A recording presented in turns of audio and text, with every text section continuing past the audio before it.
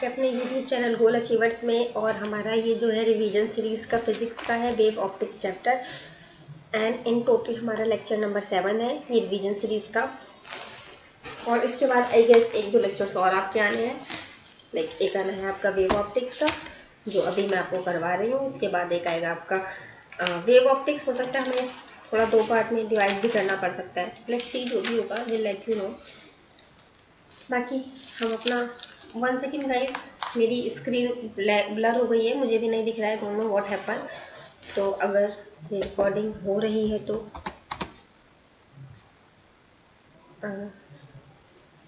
दोबारा स्टार्ट कर दूँगी recording.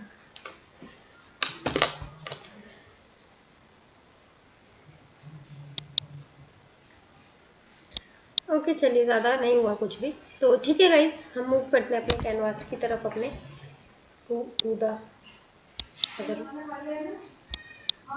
Give me a second guys, something happen. चलिए गाइज, अब हम स्टार्ट करते हैं अपना वेव ऑप्टिक्स का अपना जो है रिवीजन पार्ट। तो इसमें मैंने आपको पहले कुछ थ्योरीज करवाई थी, वो आपने नोट डाउन करी होंगी, तो आप मार के देख लीजिएगा। मैं सिर्फ इंपॉर्टेंट पॉइंट आपको बताती चलती हूँ।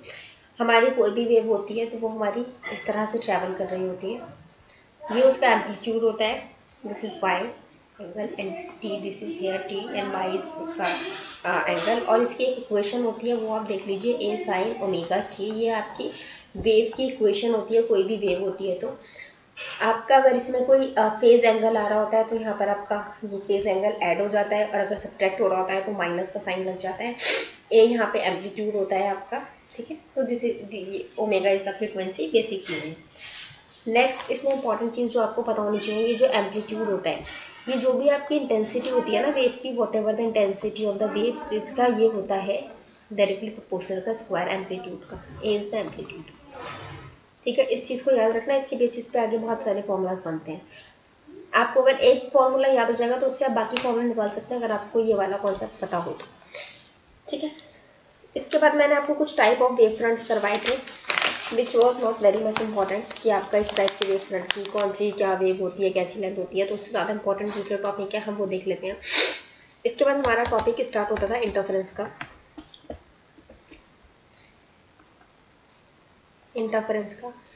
इंटरफेरेंस में क्या होता है गाइस, कि आपका जो 2 वेव्स होती हैं, ये 2 वेव्स हैं, ये आपस में इंटरफेयर करती हैं, और इस तरह से आपकी ऐसे आ जाएंगी, ठीक है।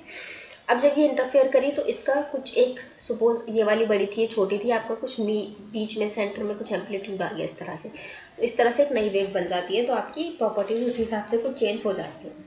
अब आपकी इंटरफेरेंस के बाद 2 तरह की कंडीशन बनती है, एक होती है कंस्ट्रक्टिव, जिसे आप मैक्सिमा भी कहते हैं, एक होती है डिस्ट्रक्टिव, जिसे आप मिनिमा भी कहते हैं, ठीक है। बाकी ये क्या होती हैं क्या नहीं होती हैं, ये मैं भी आपको आगे पढ़ाऊंगी। इसके कंस्ट्रक्टिव डिस्ट्रक्टिव के बारे में प्रॉपर चीज़ें आएंगी। बस तब तक आप एक चीज़ जान लीजिए, कंस्ट्रक्टिव होता है कि कंस्ट्रक्टिव बनाया आपका कंस्ट्रक्ट वर्ड से मिलके। कंस्ट्रक्ट मतलब कि जो चीज़ आपकी मिलके बने, एक ईंट, दूसरी, तीसरी, चौथी ईंट, और आपकी पूरी बिल्डिंग बन गई, तो मतलब क्या होता है, आपकी प्लस हो रही है। डिस्ट्रक्टिव मतलब खत्म होना है, तो एक ईंट खत्म, दूसरी खत्म, तीसरी खत्म, एंड इन द एंड आपकी पूरी बिल्डिंग खत्म, तो इसका मतलब आपकी खत्म हो रही है। और आपका ये जो वर्ड है मैक्सिमा, तो मैक्सिमम मतलब मैक्सिमम वैल्यू कब आएगी, जब आप ऐड करोगे। एंड मिनिमम मतलब मिनिमम वैल्यू कब आएगी, जब आप सब्ट्रैक्ट करोगे। तो बेसिकली क्या होता है, कंस्ट्रक्टिव में आपकी जो इंटेंसिटीज़ होती हैं वो ऐड होती हैं, एंड डिस्ट्रक्टिव में आपकी इंटेंसिटी जो होती हैं वो सब्ट्रैक्ट होती हैं, ठीक है। मान लीजिए आपका अगर इसकी कुछ इंटेंसिटी आई रही होगी एक वेव की, तो आपकी जो इंटेंसिटी आई होगी ये आपके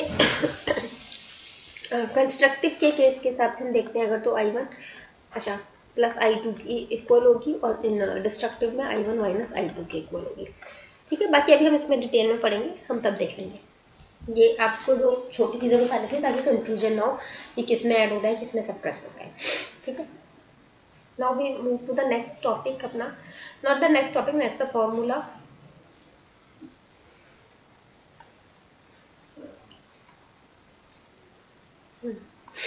नेक्स्ट फॉर्मूला है आपका, इसी तरह अगर आपकी 2 वेव्स है, वो गाइस आई नो पीछे से थोड़ा सा शोर आ रहा होगा, क्योंकि टाइम वैसे है 7:30 बजे खाना बनने का टाइम होता है ना, सो थोड़ा सा इस वक्त रहता है डिस्टर्बेंस। आपकी 2 वेव्स है, A1 साइन ओमेगा टी, ठीक है। दूसरी वेव है A2 sine omega T plus five. अच्छा, अब आपका जब इंटरफेरेंस होता है ना, उसमें केस क्या होता है बहुत इंपॉर्टेंट, आपकी फ्रीक्वेंसी या वेवलेंथ जो भी है वो तो आपकी वेरी करती है, चेंज होगी या जो भी होगा। आपका जो ये वेवलेंथ होता है ना, ये आपका, सॉरी वेवलेंथ नहीं कह रही हूँ, ये जो आपका फेज डिफरेंस आया है, फेज डिफरेंस या इसको आप फेज डिफरेंस कहते हैं, ये आपका हमेशा कांस्टेंट रहना चाहिए। मार्क माय वर्ड्स, मैं सेम नहीं कह रही हूँ, मैं कांस्टेंट कह रही हूँ। लाइक ये ओमेगा टी था, ये ओमेगा टी प्लस फाइव था। सपोज मान लो ये आपका था 30 डिग्री ओमेगा टी, और ये आपका फाइव, ये 30 डिग्री, तो आपका आ गया 30 डिग्री प्लस 30 डिग्री y1 में y2 में। तो आपका ये कितना आ गया 30 डिग्री, और ये 60 डिग्री। अब इनका फेज डिफरेंस कितना है, फेज डिफरेंस है 30 डिग्री, ठीक है। तो अब आपका इंटरफेरेंस होने के बाद भी ये जो फेज डिफरेंस है इतना ही रहना चाहिए, इस पॉइंट पे भी इतना ही होगा। ये वेव है, दूसरी है, इस पॉइंट पे भी फेज डिफरेंस उतना होना चाहिए, इस पे भी फेज डिफरेंस उतना होना चाहिए, फेज डिफरेंस 30 रहना चाहिए। बाकी ये 60 है, ये 30 है, उससे फर्क नहीं है, इनके बीच का डिफरेंस हमेशा कांस्टेंट रहना चाहिए। This is the one important thing जो पूछी जा सकती है, ठीक है। तो मार्क दैट थिंग, फेज जो है वो आपका कांस्टेंट रहना चाहिए हर हाल में, ठीक है। अब आपका ये जो इंटरफेरेंस करता है और एम्पलीट्यूड चेंज होता है, तो आपका एम्पलीट्यूड का फॉर्मूला क्या आता है, अंडर रूट A1, मतलब फर्स्ट इंटरफेरेंस जो थी आपकी, जो फर्स्ट वेव थी, इसका जो एम्पलीट्यूड था, प्लस सेकेंड वेव का amplitude, plus twice of A1 A2 cos five. Basically यहाँ पर क्या होता है, आपका A1 प्लस A2 का होल स्क्वायर का फॉर्मूला लग जाता है, ठीक है, कॉस फाइव एक्स्ट्रा आ जाता है। I am not going in the detail, मैंने आपको वहाँ पे पूरा फिगर वगैरह बनवा के करवाया है पहले प्रूफ, आप वहाँ से अगर आपको डाउट है तो आप वहाँ से चेक करिए। अच्छा, अगर हम बात करते हैं फेज एंगल की, फेज एंगल क्या होता है, फेज एंगल होता है आपका बेसिकली कि आपका फिगर बनाने पड़ेगा, इस तरह से फिगर रहता था, ये आपका A1 होता था, ये A2 cos फाइव होता था, तो ये जो यहाँ पर एंगल होता था ना, this is called the phase angle. इसका फॉर्मूला आपका क्या होता था, ये होता था आपका बेसिकली जो यहाँ पर ये जो होती थी A2 sin फाइव, तो आपका इसको हम tan थीटा लेते थे। tan थीटा अगर आप देखोगे आपका क्या, ये आपका फेज एंगल सिर्फ थीटा है, तो अगर आप tan थीटा देखोगे तो tan थीटा क्या आएगा, A2 sin फाइव अपॉन में A1 plus A2 cos five, ठीक है। हमें सिर्फ फेज एंगल चाहिए थीटा, तो थीटा इधर रखेंगे, ये हमारा tan इस तरफ आ जाएगा, तो आपका क्या हो जाएगा, tan inverse A2 sin five upon में A1 plus A2 cos five. Okay, so this is your phase angle, this is your amplitude and this is your phase angle, ठीक है। ये दोनों formulas do remember them, okay.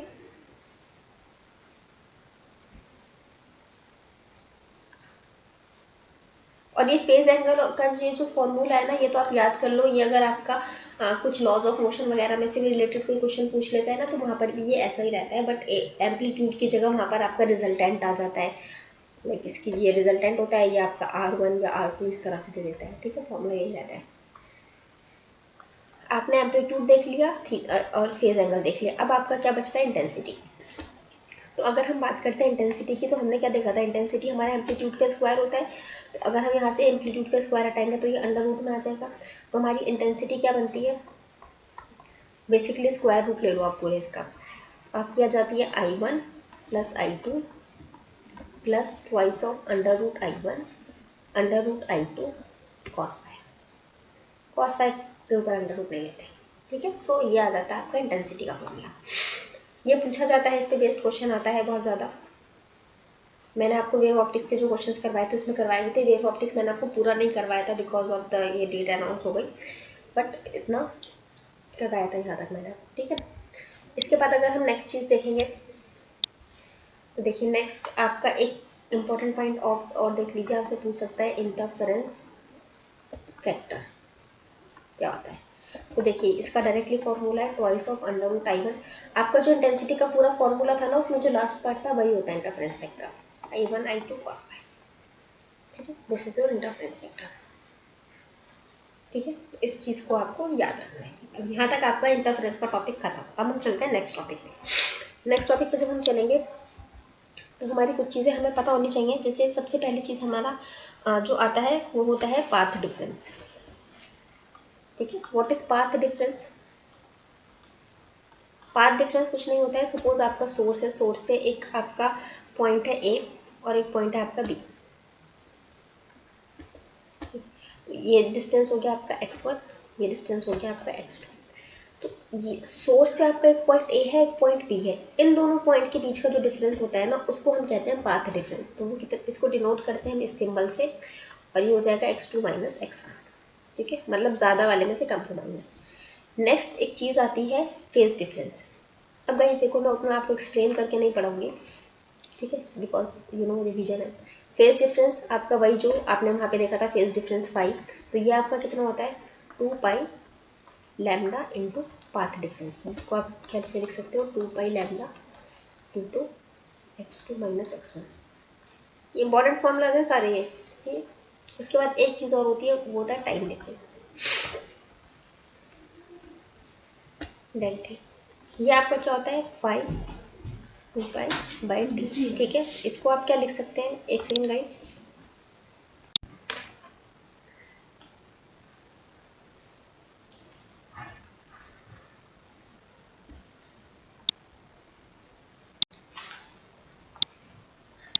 तो guys ये आपका हो गया टाइम डिफरेंस का। अब आप यहाँ पाई की जगह, that is the phase difference, आप वैल्यू पुट कर सकते हैं, तो यू विल गेट द 2 पाई से 2 पाई कैंसिल हो जाएगा, लाइक मैं कर ही देती हूँ लैम्डा, एंड यहाँ पर आपका t 2 पाई था, एंड ये x2 माइनस x1, ठीक है, ये कैंसिल हो जाएगा। तो फाइनली आपका रह जाएगा t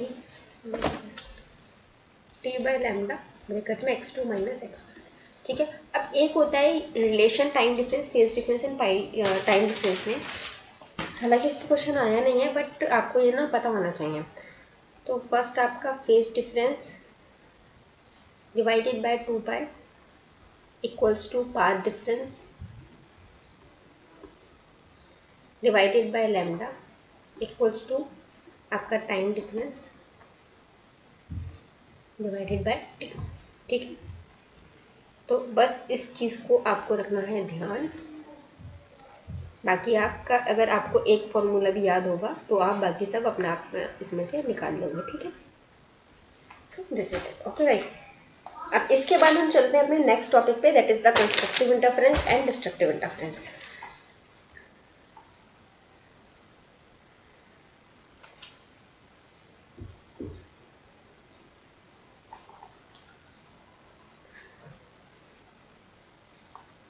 Okay, so now next is constructive interference। अब कंस्ट्रक्टिव इंटरफेरेंस में भी अगेन आपके वही फॉर्मूलाज रिपीट होते हैं। जैसे सबसे पहले आ जाएगा आपका पाथ डिफरेंस का। तो पाथ डिफरेंस क्या होता है आपका कंस्ट्रक्टिव के केस में, जिसमें आपका मैक्सिमा होता है, तो इसमें आपके इवन नंबर का कॉन्सेप्ट चलता है, ठीक है, इवन नंबर। तो ये होता है आपका even multiple of lambda by 2। अब लैम्डा बाय 2 का इवन मल्टीपल आप निकालोगे, तो इवन मल्टीपल आपके क्या होते हैं आपको पता है, 2n के फॉर्म में लिखते हैं हम इवन मल्टीपल को, ताकि अगर आप n की जगह 1 पुट करो, 2 पुट करो, 3 पुट करो, कुछ भी करो, आपका फाइनल नंबर जो आए वो इवन ही आए। तो जब आपने 2n रखा तो 2n इंटू लैम्डा बाय 2 आ गया, 2 से 2 कैंसिल, फाइनली क्या बचेगा लैम्डा n लैम्डा। तो आपका क्या आ जाएगा, path difference is n lambda, ठीक है। उसके बाद आता है आपका फेज डिफरेंस। फेज डिफरेंस आपका क्या आएगा 2n। फेज डिफरेंस भी आपका वही आता है इवन मल्टीपल ऑफ, आप ये याद रखिए कंस्ट्रक्टिव के केस में आपका इवन मल्टीपल चलेगा, इवन मल्टीपल ऑफ पाई, ठीक है। फेज की बात आ गई ना, तो फेज मतलब एंगल, एंगल मतलब pi, and path difference is the आपका उसका वेवलेंथ के हिसाब से हम इसको देखते हैं। तो ये आ जाएगा आपका 2n even multiple into pi, ठीक है। ये दोनों इंपॉर्टेंट यहाँ पर आपके फॉर्मूले थे। सिमिलरली आपका टाइम डिफरेंस भी वैसे ही रहेगा। टाइम डिफरेंस भी अगेन आपका इवन मल्टीपल ऑफ t/2, ठीक है। यहाँ लैम्डा बाय 2 t/2 सिर्फ पाई के केस में आपका कंप्लीट पाई जाएगा, ठीक है। तो del t equals to T, sorry N T, ठीक है। तो ये आ गया। बाकी अगर आपको एक पता हो तो आप उससे दूसरे तो निकाल ही सकते हैं इजीली, उसमें कोई बड़ी बात नहीं है।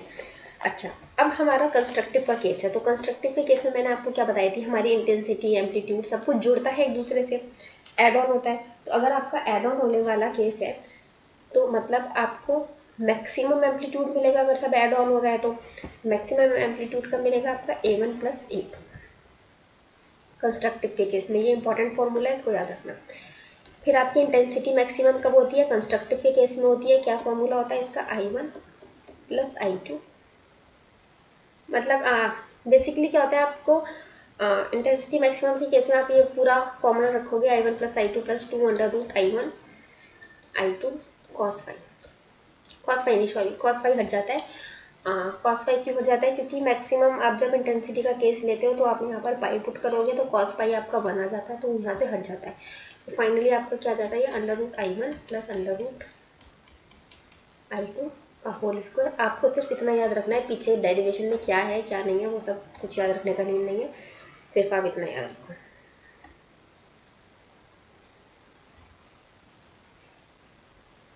ये फॉर्मूला, ये दोनों फॉर्मूला आपके एग्जाम पॉइंट ऑफ व्यू से बहुत इंपॉर्टेंट है। ठीक है, कंस्ट्रक्टिव का केस हो गया, समझ में आ गया इसके फॉर्मूलाज आपको ये।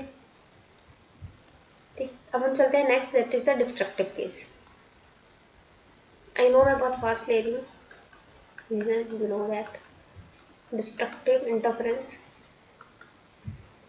डिस्ट्रक्टिव इंटरफेरेंस में आप क्या लेते हो? ऑड मल्टीपल लेते हो।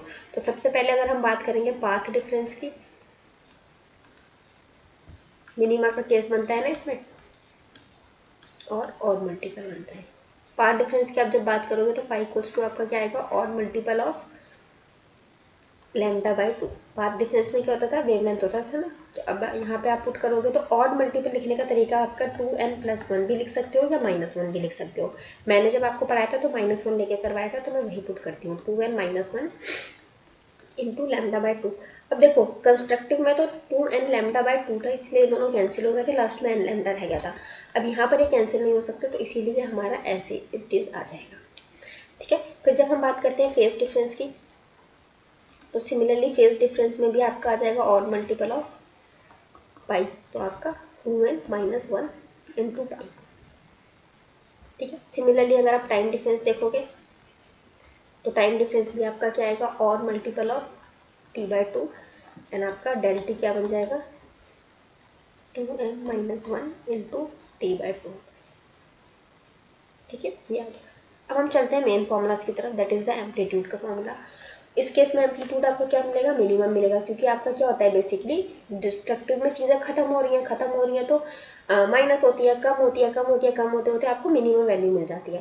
तो कैसे निकालते हैं उसको? A1 - A2, एक का इंटरफेरेंस में से दूसरे को माइनस कर देते हैं। सिमिलरली आपका जो इंटेंसिटी होती है वो भी मिनिमम होती है, और वो कितनी होती है? Under root I1 under root I2 का होल स्क्वायर। और बीच में क्या आएगा? माइनस या प्लस?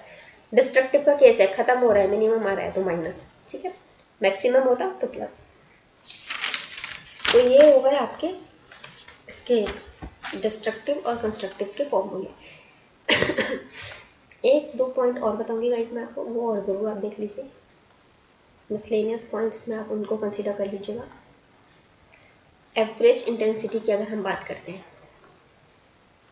ठीक है, तो एवरेज इंटेंसिटी आपकी क्या होती है? I max plus I minimum. Average कैसे निकालते हो? आपको ऐसे सपोज ये एक लाइन है, इसका एवरेज निकालना है आपको, तो आप इस एंड पॉइंट को और इस एंड पॉइंट को, मतलब मिनिमम एंड को और मैक्सिमम एंड को ऐड करके डिवाइड बाय 2 कर देते हो।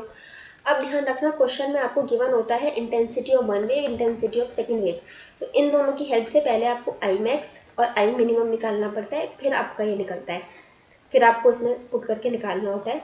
और अगर आपको ये फॉर्मूला याद रह जाए तो बहुत अच्छी बात है। ये फॉर्मूला होता है इसका I2, सिंपल सा, बस I1 plus I2। I max given है या I1 I2 गिवन है या आई मैक्स आई मिन गिवन है क्वेश्चन में, इस चीज़ को याद रखना। और अगर एम्पलीट्यूड आपको गिवन हो, सपोज आपको एम्पलीट्यूड गिवन है और आपसे आई एवरेज पूछा जा रहा है, तो आप क्या करोगे? A1 का स्क्वायर प्लस A2 का स्क्वायर।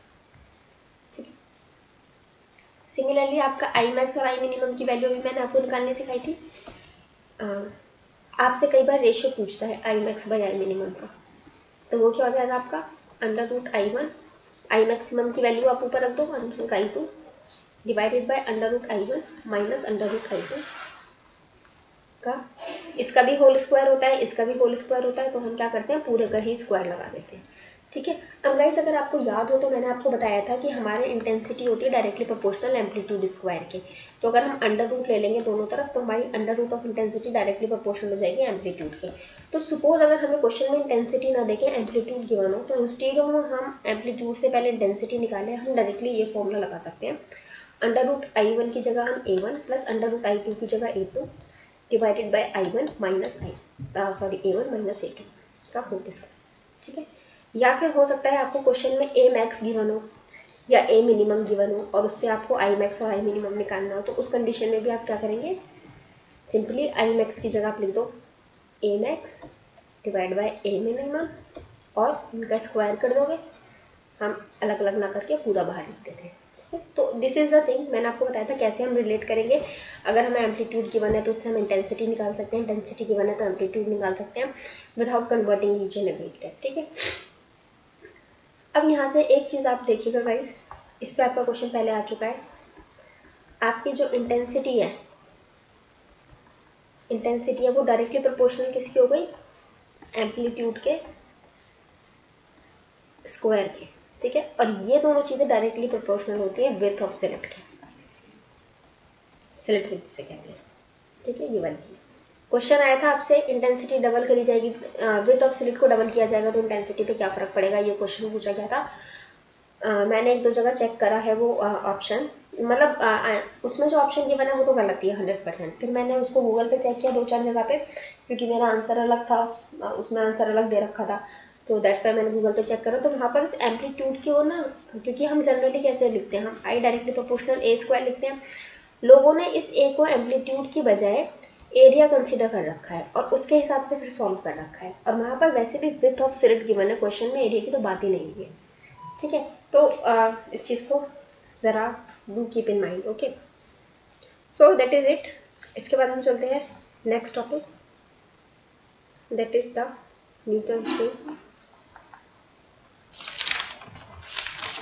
एंड नहीं भाई, इसके बाद आपका एक टॉपिक और भी था जिसमें यंग डबल स्लिट एक्सपेरिमेंट, वो तो बहुत इंपॉर्टेंट टॉपिक है, वो कैसे छूट सकता है। एक सेकेंड,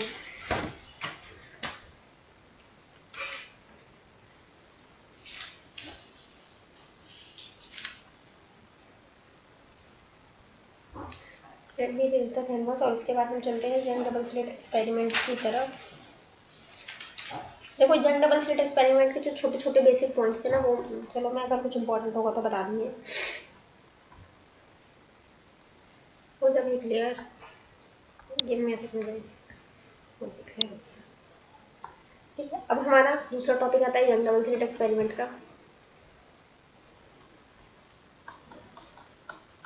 ठीक है। यंग डबल स्लिट एक्सपेरिमेंट में आपको पता है आपकी सोर्स ऑफ लाइट होती है, ये आपकी एक स्लिट विथ में से निकलती है।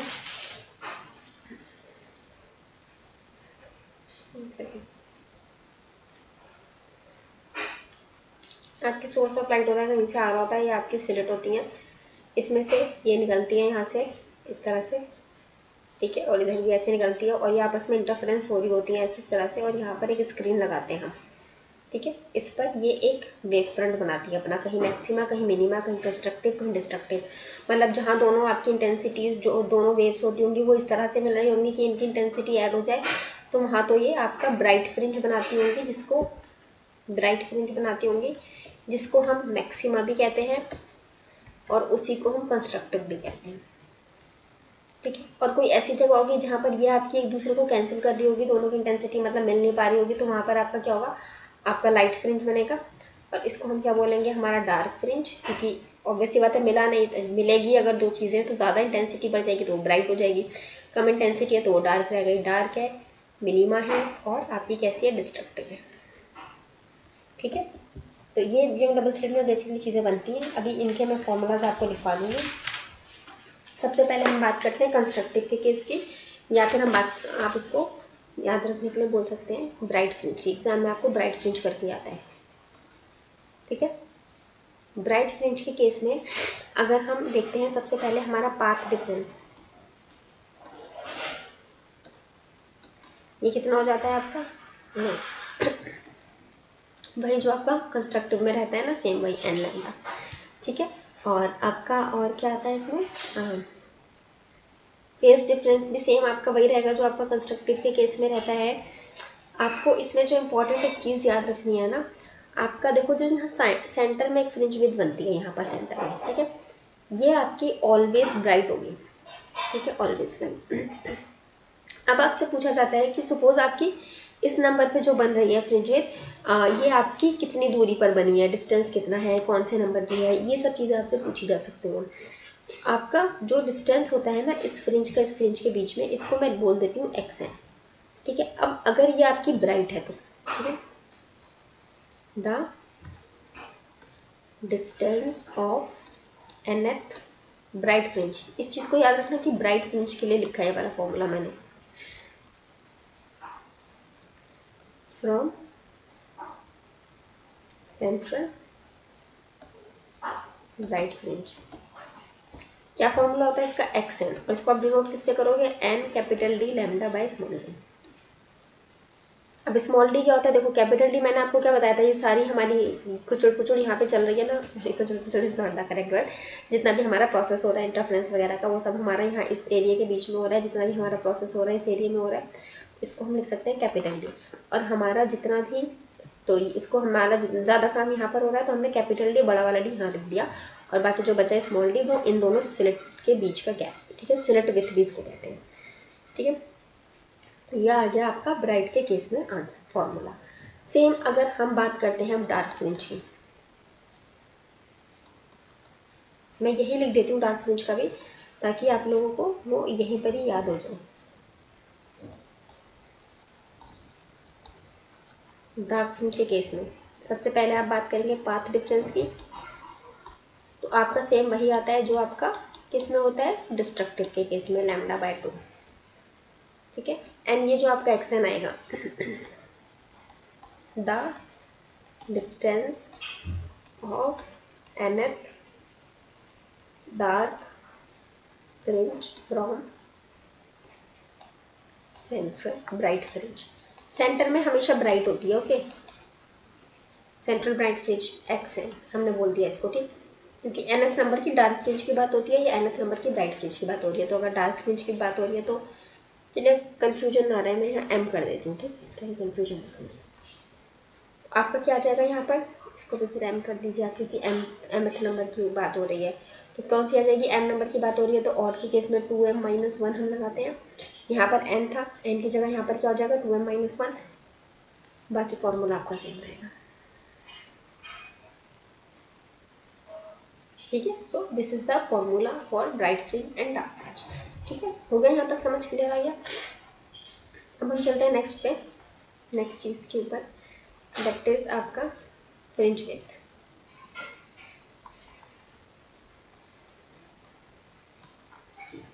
फ्रिंज विड्थ इसको डिनोट कोई थीटा से डिनोट करता है, कोई बीटा से डिनोट करता है, हम लोग बीटा से कर लेते हैं, ठीक है। आपका फ्रिंज विड्थ क्या होता है, बेसिकली मैंने जो आपके यहाँ पर स्क्रीन पे ये जो आपकी बनी थी, तो अगर सपोज ये दोनों आपकी ब्राइट फ्रिंज है तो इन दोनों के बीच का ये जो गैप है इसको हम बोलते हैं फ्रिंज विड्थ। तो ये आपका कितना हो जाएगा फ्रिंज विड्थ, आपका मतलब आपकी जो xn+1, सपोज ये आपकी 4th नंबर की है 5th नंबर की, तो xn+1 माइनस xn के बीच का जो गैप है आपका, यहाँ तक का जो डिस्टेंस है माइनस यहाँ का जो डिस्टेंस है माइनस यहाँ तक का जो डिस्टेंस है, ठीक है, इन दोनों के बीच का आपका गैप निकल आएगा। तो अगर आप फॉर्मूला वाइज इसको पुट करके देखेंगे तो आपका फाइनल आंसर आ जाता है डी लैम्डा बाई डी। और अब देखो इसमें एन की या nth नंबर की आपकी फ्रिंज है या क्या, उससे कोई फ़र्क नहीं पड़ता, ये आपका ब्राइट फ्रिंज हो या डार्क फ्रिंज हो, सबके लिए आपका हमेशा सेम रहता है, कोई से भी नंबर की हो, nth नंबर की है आपका, सेकंड का है, थर्ड का है, इससे कोई फ़र्क नहीं पड़ता, सेम फॉर ऑल रहता है ये, ठीक है। अब गैप तो सेम है ना, इन दोनों के बीच में भी इतना ही रहेगा, इसके बीच में भी इतना ही रहेगा, इसके बीच में भी इतना रहेगा, तभी तो उसको हम यूनिफॉर्म पैटर्न क्या पाएंगे। अब ब्राइट फ्रिंज से ड्राइव होकर एक चीज़ और आती है आपकी angular fringe width, fringe width से सॉरी ड्राइव होकर एंगुलर फ्रिंज विड्थ, या इसको हम अल्फा से डिनोट कर देते हैं, तो ये आपकी होती है बीटा अपॉन में कैपिटल डी। इसका समझा मैं आपको पहले चुकी हूँ, अब नहीं समझूंगी, कैपिटल डी, ठीक है। इसमें अगर आप वैल्यू पुट करेंगे तो you will get lambda by D, ठीक है। तो दिस इज द, इसका फॉर्मूला। बाकी अगर आपसे कुछ और पूछता है, distance between two bright fringe अगर करके पूछ लेता है, तो फॉर्मूला आपका यही रहने वाला है। बस आपका वो अगर सपोज नंबर दे देता है वो, तो आप n2 - n1 कर दीजिएगा, वो गैप तो उतना ही आ जाएगा, बन ही आएगा हमेशा 4 और 5 के बीच में जब आप लेंगे। तो अगर सपोज ये ऐसे पूछ लेता है लोगों को, यहाँ पर 1 है और यहाँ 5 है, इन दोनों के बीच में देख लेते हैं। हमने ये xn +1 और xn के केस में देखा था, लेकिन अभी यहाँ पर इस केस में क्या हुआ, इन दोनों के बीच में गैप पूछा है। तो अगर ऐसी कंडीशन हो जाती है, ज़्यादा के बीच में हो जाता है, तो हम फिर यहाँ फॉर्मूला पुट कर देंगे अपना n2 d lambda by D minus, मतलब n फिफ्थ नंबर की है ना, fifth, n1 d lambda by D. तो फाइनली आ जाएगा क्या, n5 - n1 d lambda by D. ये आपकी फिफ्थ नंबर की है, 5 - 1 d लैम्डा बाई डी। तो आपका जो भी आएगा उसको आप 4 से मल्टीप्लाई कर दोगे, आंसर आ जाएगा। ओके, तो यहाँ तक तो समझ में आ गया होगा, कोई डाउट होगा नहीं। हाँ, एक चीज़ इंपॉर्टेंट और बताना था, ये चीज़ आपसे बहुत पूछा जाता है कि अगर हम पूरे उसको ले जाते हैं अपने वाटर के अंदर या किसी लिक्विड के अंदर, तो क्या फ़र्क पड़ता है।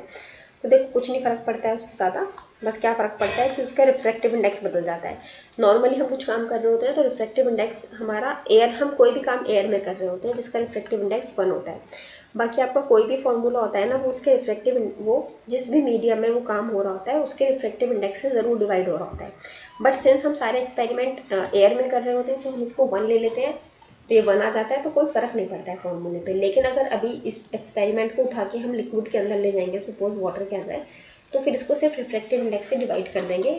वाटर को आता है 1.33, ठीक है। So this is it. सिर्फ आपको कुछ नहीं करना होता है, रिफ्रैक्टिव इंडेक्स से उसको डिवाइड कर देना होता है और आपका आंसर निकल जाता है, ठीक है।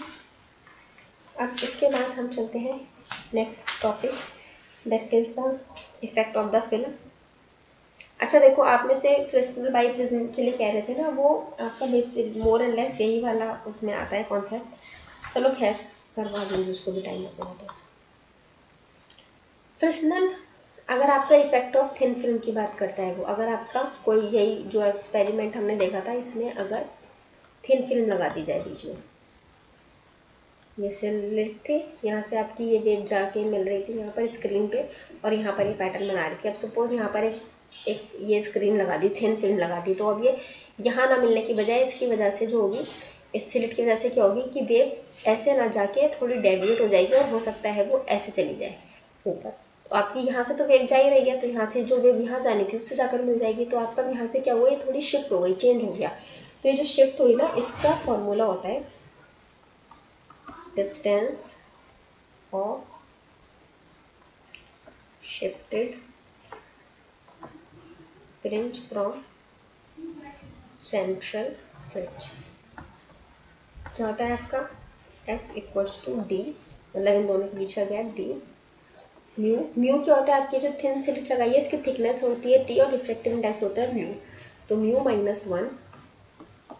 t/d, ठीक है। तो ये हो गई आपकी इसका फॉर्मूला।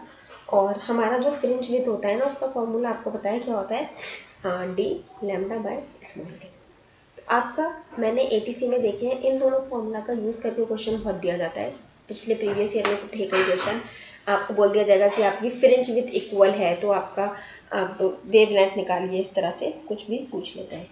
तो आपका वेव लेंथ निकालने के लिए आपको ये फॉर्मूला लगाना पड़ता है, और बाकी चीज़ों के लिए ये फॉर्मूला लगाना पड़ता है, ठीक है। तो इन दोनों फॉर्मूला को कंबाइन करना पड़ता है आपको। और कंबाइन कैसे करते हैं आप, d/स्मॉल d, इस चीज़ को हटाते हैं। लाइक अगर आप ऐसे लिख सकते हो ना, इसको d/स्मॉल d को आप लिख सकते हो बीटा बाय लैम्डा, ये चीज़ लिख सकते हो। इसको अगर आप इस फॉर्मूले में पुट करोगे तो आपका क्या आ जाएगा, x = beta by lambda mu - 1 t। अब ये जो आपका फॉर्मूला बना ना, ये फ्रिस्नल बाई प्रिज्म का फॉर्मूला है, तो वही फॉर्मूला, ये सेम ही फॉर्मूले हैं दोनों, ठीक है। इस पे बेस्ड आपके बहुत क्वेश्चन ATC में पूछे गए हैं प्रीवियस ईयर में, ठीक है। सो दिस इज़ द आपका एक है क्वेश्चन, इसको फॉर्मूले को आप याद रखिए। बाकी आपका जो इंटरफेरेंस होता है कई वजह से होता है, refraction, refractive index, but we are not going there, so let me raise it from the here. Important point है ये, थिन फिल्म के इफेक्ट की वजह से बहुत पूछा जाता है। ये फॉर्मूला बहुत इंपॉर्टेंट है, इस पे बेस्ड क्वेश्चन आया है पहले कई बार, ठीक है। Now moving to on the next topic, that is the Fraunhofer. Diffraction दी थी, द स्लिट।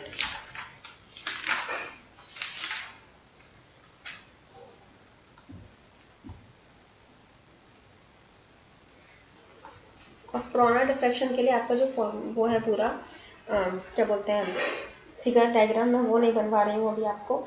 सिर्फ आपका इसमें एक चीज़ आप याद रखना, फ्रॉनर के केस में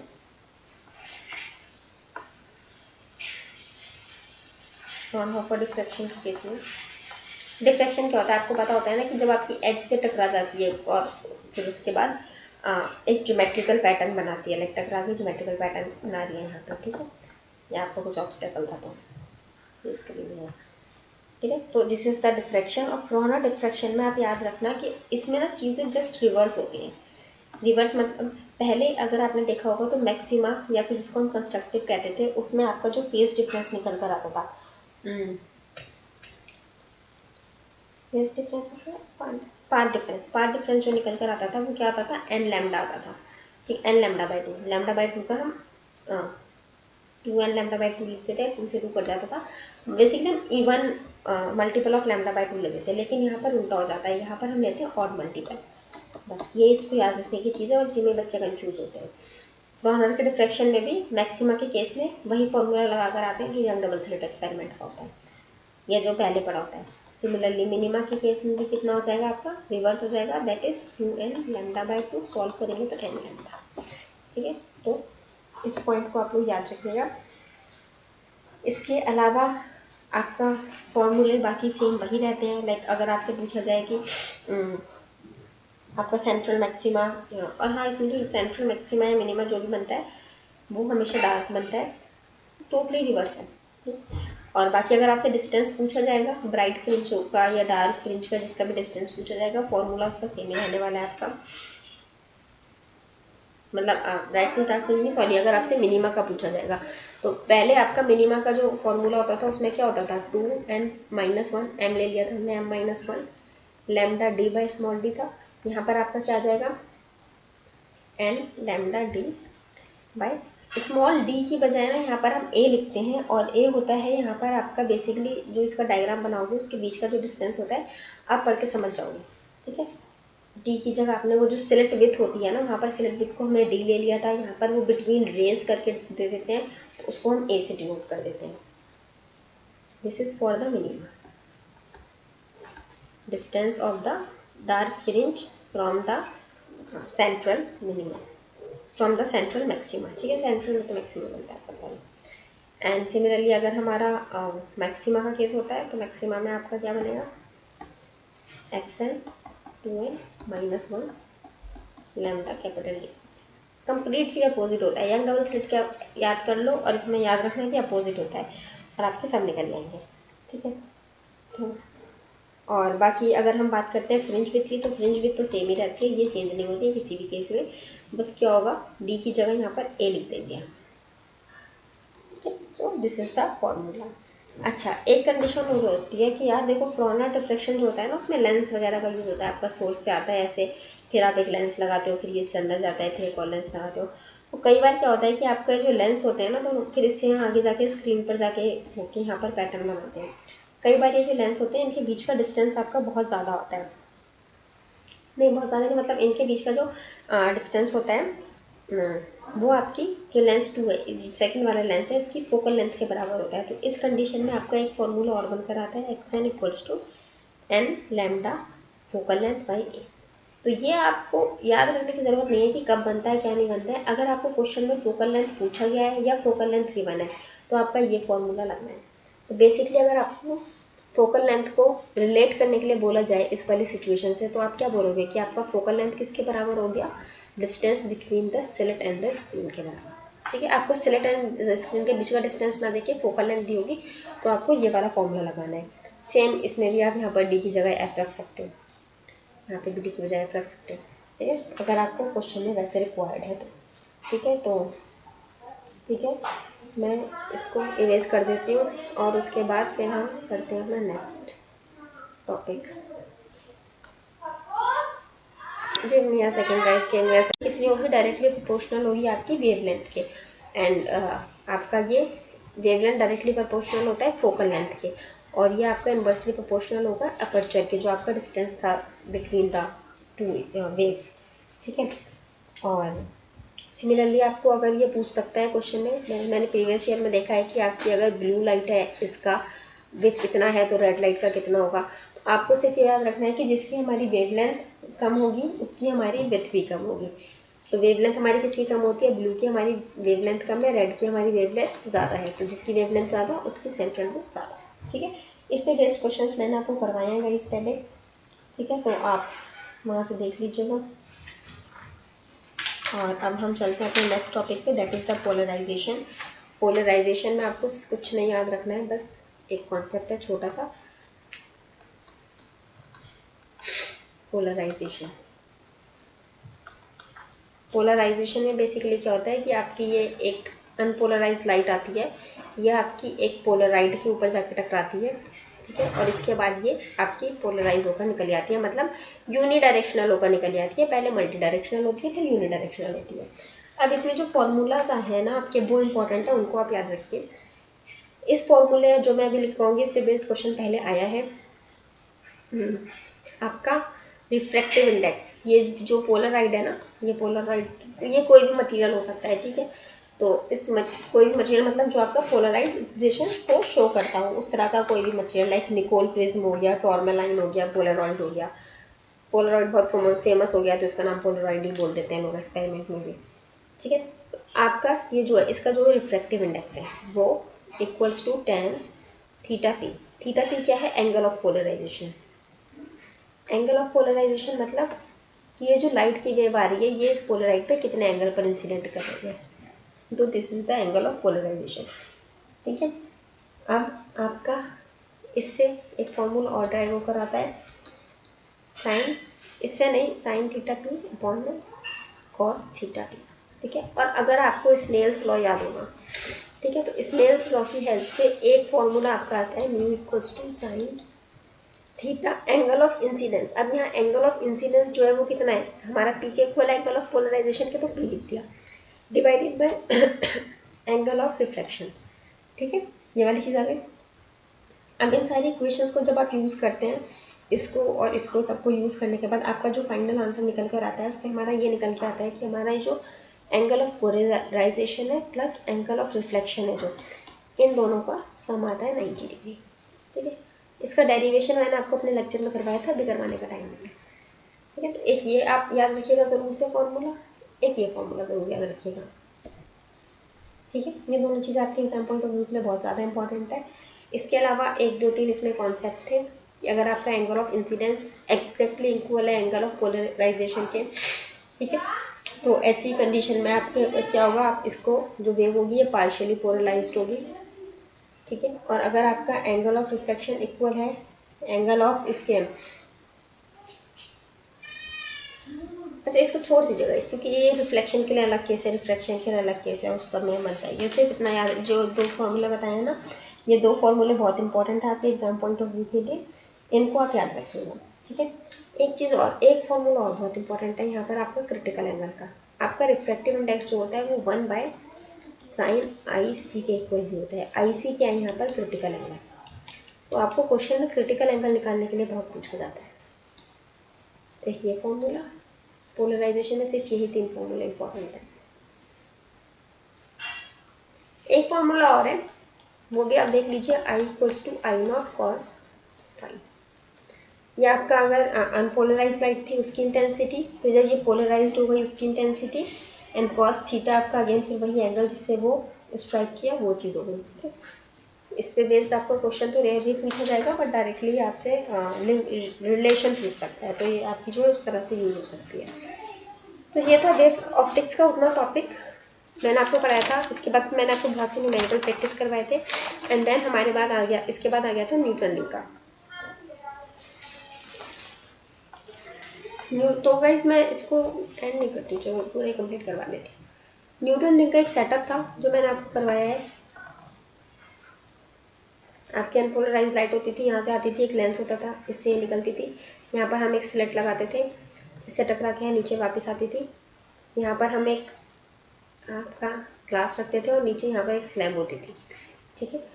आपका अब ये जो वेव आती थी ना, ये यहाँ से टकरा के वेव आती थी, ये आपका यहाँ से यहाँ पर आने के बाद रिफ्लेक्ट हो जाती थी वापस, ऐसे ये भी रिफ्लेक्ट हो गई, ये भी रिफ्लेक्ट हो गई। अब ये जो रिफ्लेक्ट होती थी कई डायरेक्शन में होती थी, और जब हम इसको ऊपर से देखते थे माइक्रोस्कोप से, तो यहाँ पर ये ऐसा लगता था बीच में हमारे यहाँ पर ये रिंग्स बना रहे हैं, तो इनको कहा गया था न्यूट्रॉन्स रिंग।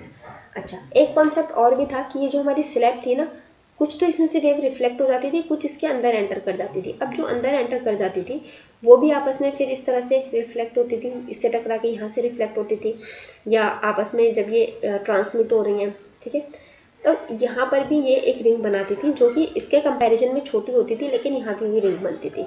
तो ये भी हमारी न्यूट्रॉन रिंग होती थी। तो न्यूट्रॉन रिंग हमारी दोनों वजह से बनती है, रिफ्लेक्शन से भी बनती थी एंड हमारा ट्रांसमिशन से भी बनती थी, ठीक है। तो पहले हम देख लेते हैं रिफ्लेक्शन वाला केस, ठीक है। इसके फॉर्मूलाज हम देख लेते हैं। तो फॉर्मूला इसके सबसे इंपॉर्टेंट एक दो अगर आप देखेंगे तो आपका सबसे फर्स्ट आप वही पाथ रेफरेंस का फॉर्मूला देखिए।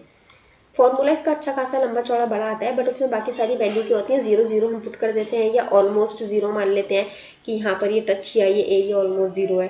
तो इस सब को हटाने के बाद आपका फाइनल आपका ये रह जाता है पाथ रेफरेंस, ठीक है। एन वैन का कोई चक्कर नहीं है, क्योंकि neutron ring is the same thing, उसमें कोई नंबर का चक्कर नहीं पड़ता है।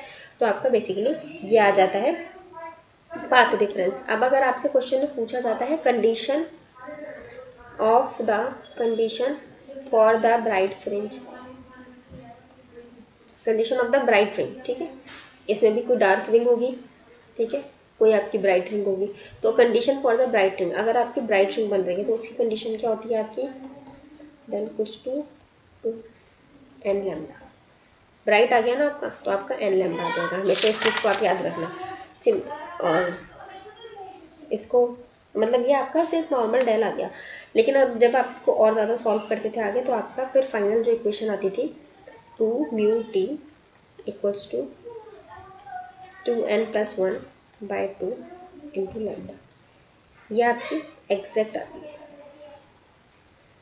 क्या है ये आपका maxima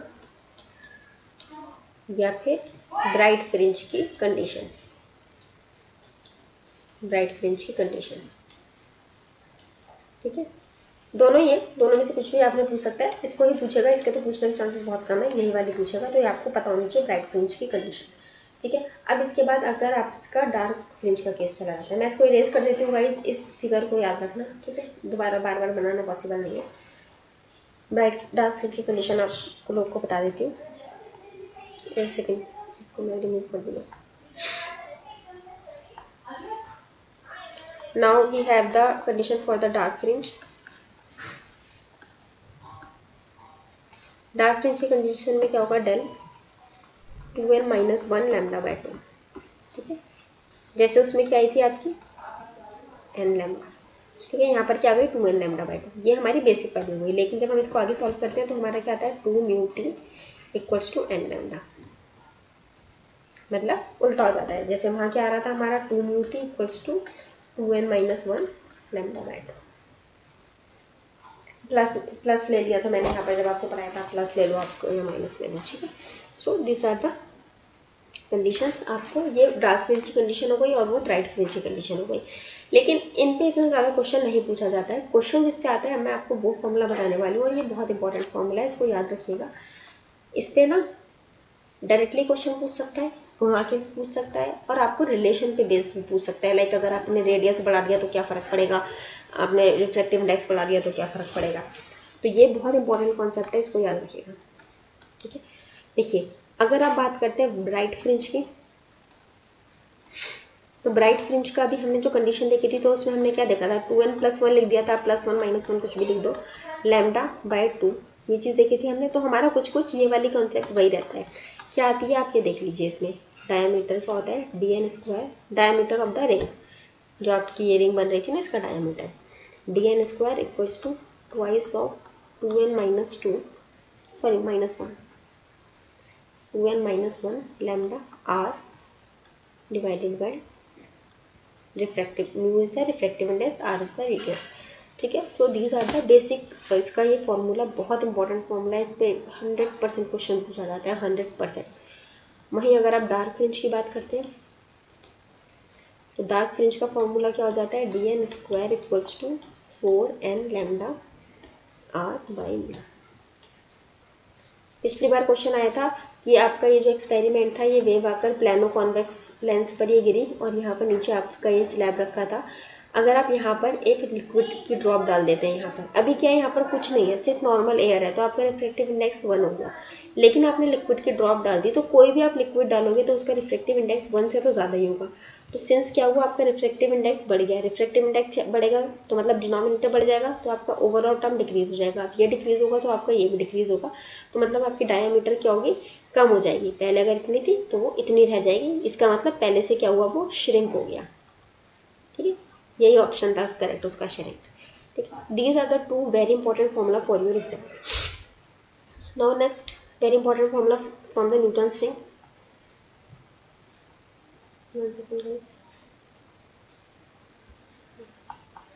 That is the spacing between the consecutive rings. Spacing between consecutive ring. Spacing between consecutive ring मतलब आपकी एक रिंग ये है, दूसरी रिंग ये है, तो इन दोनों के रिंग के बीच का ये जो गैप है ये कितना है, तो ये कितना आता है आपका s equals to √n minus √n-1। ठीक है, आप ऐसे भी लिख सकते हो इसको या ऐसे भी लिख सकते थे n+1 माइनस √n। फर्क कुछ नहीं पड़ना है, बड़ी वाली यहाँ लिखना है, छोटी वाली यहाँ लिखना है। ऐसे भी आपको छोटी वाली यहाँ आएगी, बड़ी वाली यहाँ आएगी। ठीक है, इंटू लैम्डा मतलब वेवलेंथ जो आपकी थी, इंटू आर मतलब रेडियस। ठीक है, so this is your formula for the spacing between the two consecutive ring. ठीक है, एक फॉर्मूला और होता है गाइस, इसको भी आप लोग नोट कर लीजिएगा। अगर आपसे डायमीटर, अगर आपको दो रिंग गिवन है, एक ये रिंग गिवन है, ठीक है, और एक रिंग ये गिवन है, ठीक है, इसका आपको डायमीटर गिवन है और इसका भी डायमीटर गिवन है। अब आपको ये डार्क रिंग भी हो सकती है, ब्राइट भी हो सकती है, दोनों ब्राइट दोनों डार्क भी हो सकती है, कुछ भी हो सकता है, लेकिन आपसे वेवलेंथ पूछ लिया जाए। बेसिकली आपको याद रखना है कि अगर आपको दो डायमीटर्स गिवन हो, ठीक है, अब दो डायमीटर गिवन होंगे ना, तो वो आपको बताएगा नहीं कि कौन सी ब्राइट है कौन सी डार्क है, क्योंकि अगर ब्राइट डार्क बता देगा तो आप प्रीवियस जो हमने फॉर्मूला देखे आप वहाँ से भी लगा सकते हैं। बट अगर आपको नहीं बताया है उसने कुछ भी ब्राइट है या डार्क है और आपको दो डायमीटर गिवन है, या फिर ऐसा हो सकता है आपको बाकी डिटेल गिवन हो, एक डायमीटर गिवन हो और दूसरी निकालनी हो, ठीक है, लेकिन ब्राइट फ्रिंज है डार्क फ्रिंज है वो नहीं बताया हो, तो वैसी कंडीशन में आपको फॉर्मूला लगता है वेवलेंथ इक्वल्स टू dn+p का स्क्वायर माइनस dn²। अब dn और p क्या है मैं बताती हूँ, n और p क्या है बताती हूँ, 2 मिनट। 4pr। ठीक है, r तो आपका रेडियस है, आपको पता है, dn हो गया आपकी एक डायमीटर, dn+p हो गया आपकी दूसरी डायमीटर।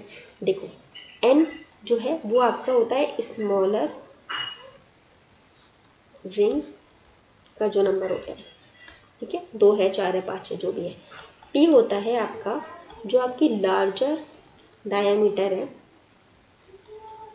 का नंबर है, जो लार्जर डायमीटर का नंबर है minus number of smaller diameter.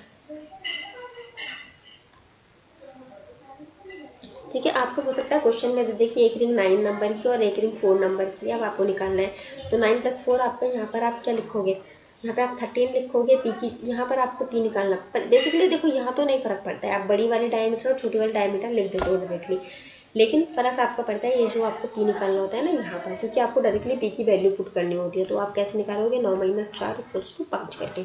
इस पे बेस मैंने आपको क्वेश्चन करवाया है, आप प्लीज़ उसको चेक कर लेना। ठीक है, तो ये अभी तक हमने क्या देखा था, हमने रिफ्लेक्टेड वेव जो हुई उसके सारे केस देख लिए। अब एक केस और बनता है जिसको हम कहते हैं ट्रांसमिटेड। ठीक है, ट्रांसमिटेड के थ्रू भी मैंने बताया था ना कि हमारी प्लानो कॉन्वेक्स लेंस से निकल के अगर आपका इसके अंदर आ जाती है तो वो ट्रांसमिट हो गई एक तरह से इसके अंदर, फिर यहाँ पर इनके बीच में इंटरफेरेंस होता है तो ये भी एक रिंग बनाती है। इसमें आपका जस्ट अपोजिट हो जाता है जो आपका रिफ्लेक्शन में होता है कुछ चीज़ों में। जैसे अगर आप बात करते हैं फॉर डार्क फ्रिंज, बाकी चीज़ें सेम रहती हैं, बस जो बदलता है वो बता रही हूँ। डार्क फ्रिंज के लिए आपका dn² कितना आ जाता है, मतलब डायमीटर जो आती है वो आपकी, यही इंपॉर्टेंट है, क्वेश्चन पूछेगा तो यही पूछेगा और कुछ नहीं पूछेगा इसमें, तो ज़्यादा जानने की ज़रूरत नहीं है कहीं पे भी। ठीक है, एंड फॉर ब्राइट ये दोनों चीज़ें अपोजिट हो जाती हैं आपकी। अब देखो ये चीज़ अपोजिट हुई है, इसका मतलब इनकी कंडीशन भी अपोजिट हो गई होंगी, तो इन टोटल सब अपोजिट हो जाता है। एक चीज़ जो नहीं बदलती वो है स्पेसिंग। स्पेसिंग आपकी वही रहती है, n - √n - 1 लैम्डा। ठीक है। तो स्पेसिंग आपकी यही रहती है, स्पेसिंग आपकी नहीं बदलती है, क्योंकि इसका डार्क फ्रिंज या लाइट फ्रिंज से लेना देना कुछ नहीं है ना, इसलिए ये यही रहती है। दूसरा, आपको जो भी एक फॉर्मूला बताया था जिसमें आपको डायमीटर गिवन है और वेवलेंथ निकालनी हो, आपको डार्क या ब्राइट फ्रिंज का नहीं बताया, वो वाला फॉर्मूला आपका ये रहता है। ठीक है। हालांकि ये फॉर्मूला और ये फॉर्मूला आपसे ट्रांसमिटेड के केस में पूछेगा नहीं, रिफ्लेक्टेड के केस में पूछेगा। ट्रांसमिटेड के केस में आपसे ये फॉर्मूला पूछ सकता है, सबसे ज़्यादा इंपॉर्टेंट यही है। ठीक है। तो do keep in the mind, ध्यान से पढ़ लेना कि न्यूटन रिंग ट्रांसमिशन के थ्रू ये क्वेश्चन है या रिफ्लेक्शन के थ्रू गिवन है। जैसे भी गिवन होगी आपको उस हिसाब से आंसर देना होगा। मैं जैसे मैंने आपको बताया ये पूछ लिया था रिफ्रैक्टिव इंडेक्स पे लेके, हो सकता है वेवलेंथ को लेके पूछ ले। क्वेश्चन को ध्यान से पढ़ना, 2-3 बार पढ़ोगे अगर क्वेश्चन को तो आपको अच्छे से समझ में आ जाएगा क्या क्या पूछना चाह रहा है वो क्वेश्चन में। ठीक है गाइस। तो इसके बाद हमारा कोई एक सेकेंड, इसके बाद हमारा ये जो वेव ऑप्टिक्स है इसका तो अब कोई टॉपिक है नहीं, लाइक फ्रिस्टल बाई प्रिज्म रह गया था, लेकिन मैंने वो पढ़ाया ही नहीं है, तो उसका भी रिवीजन ही क्या करूँगी, फिर पढ़ाऊँगी तभी उसका रिवीजन करवाऊँगी। बाकी अगर आपको ये वीडियो यूज़फुल लगी हो, मैंने पूरा आपको वेव ऑप्टिक्स इतना बड़ा चैप्टर इतने एक वीडियो में समराइज़ करा गया है, तो इसको प्लीज़ लाइक कीजिए, शेयर कीजिए, सब्सक्राइब करिए। Guys, so thank you so much for being with me. Here's the end of this video.